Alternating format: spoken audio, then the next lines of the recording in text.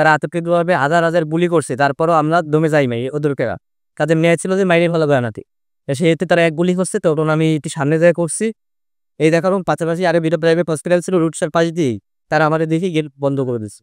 তাই রাবো দুপুর 2টায় আমাদের লেন আন্দোলন শুরু হয়। তার আগে আমাদের কাছে নিয়োগ আছে সকালে বাগেরহাটে আমাদের কিছু ছাত্রবাহীদের তারা উপম করে রাখছে, তারা আতঙ্কিতভাবে হামলা চালাইছে তাদের উপরে। এই নিউজ আমাদের কানে আসি, তারপরে আমার দিতে হতো তাদের আমাদের খুলনা থেকেও তারা ওই দিন সকালবেলা ঘুম থেকে আমাদের ছাত্রবাড়ি উঠতে পারে না, তার উপর ভোরবেলা যায় তাদেরকে ছাত্রবাস থেকে উঠায় আনা হয়েছে। ছাত্র লীগের যে যুবলীগ ছাত্রলীগ তারা আছে, তারা তাদের উপর আতঙ্কিতভাবে হামলা করছে ছাত্রবাসে যে।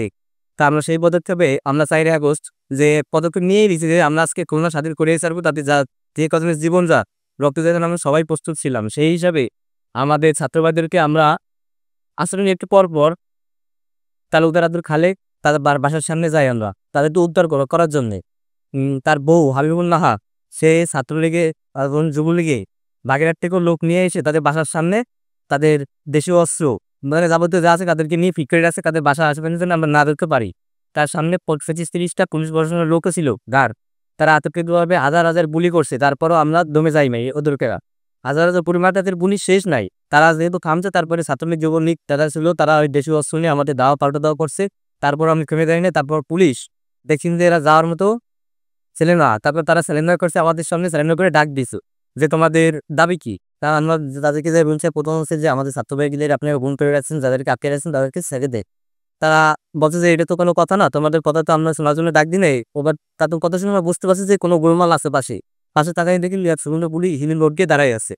এই দেখে আমার যে ছাত্রবাড়ি আছে তাদেরকে বলছি কি তোমরা দৌড়, এই বলতে যে আমি এরকম তাদেরকে ঘিরে ধরছি যে তোমরা ওই পেলে তারা এই সুযোগ পেয়ে তারা পিছনকে আতঙ্কের দুয়ারে বিড়ি কালাইতে এসেছি।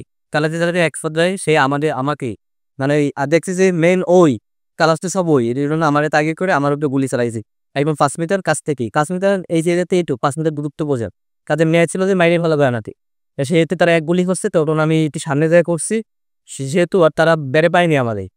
তারপর আমাদের ছাত্র ভাইরা সবাই পলাইছে, তারা আবার ব্যাকে আসতে আমার দুজন ফেরত নিতে, তাদেরকে আমি বলছি যে আমি বাঁচবো না, কোনো আমার এইভাবে রেখে যাও, তোমাদেরও গুলি করবে, তোমরা বাঁচতে পারবা না। এই হিসাবে তারা আমার গাড়ি বাধায় নিয়ে গেছে।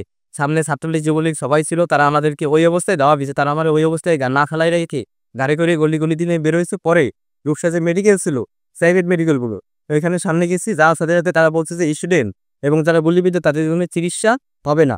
এই দেখার পাশাপাশি আরো দুটো প্রাইভেট হসপিটাল ছিল রুটসার পাশ দিয়েই, তারা আমাদের দেখে গেট বন্ধ করে দিচ্ছে। পরে আরেকটা প্রাইভেট হসপিটালে গিয়ে সামনে গেছি, তাদেরকে আমি রিকোয়েস্ট করছি যে রক্তটা কোনোভাবে বলা বন্ধ করে দিল, আপনাদের কোনো অপারেশন করা লাগবে না আমার।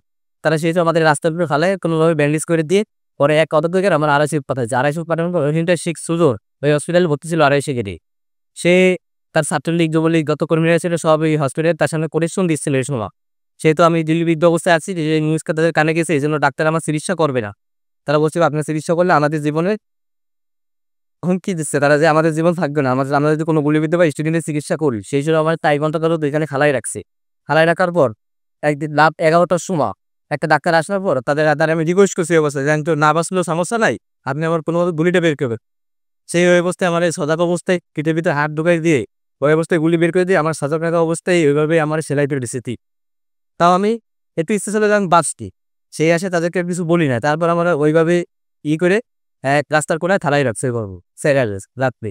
তারা বলছে কি যে আমার আম্মুরে বলছে যে আপনার ছেলের এখানে রাখা যাবে না, আপনার ছেলের এখান থেকে আপনার বাসায় নিয়ে যাবে। আমার আম্মু তখন কাহিনী নিয়েছে যে আমার ছেলের এই অবস্থা আমি কীভাবে নিয়ে যাও, কোনো উপায় নেই। পরে তারা আমার রাস্তার পাশে খালাই রাখছে। পরের দিন সকালে তারা আমার ওই যাত্রী নিয়ে এসে পরে হসপিটালে আবার অ্যাড করে আসছে।